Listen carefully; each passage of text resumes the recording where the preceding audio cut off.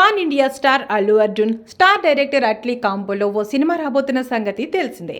8822 working టైటిల్తో తెరకెక్కుతున్న ఈ చిత్రాన్ని సన్ పిక్చర్స్ బ్యానర్పై కళానిధి మారన్ నిర్మిస్తున్నారు. అయితే హాలీవుడ్ రేంజ్లో రాబోతున్న ఈ మూవీ నుంచి ఓ అప్డేట్ రానుందని మూవీ యూనిట్ నిన్న అధికారికంగా ప్రకటిస్తూ ఓ పోస్టర్ రిలీజ్ చేసిన సంగతి తెలిసిందే. ఈ క్రమంలో అందుకు సంబంధించిన ఓ క్రేజీ అప్డేట్ను విడుదల చేసింది. ఇందులో భాగంగా బన్నీ సరసన ఏ హీరోయిన్ నటించబోతుందో తెలియజేశారు మూవీ టీం.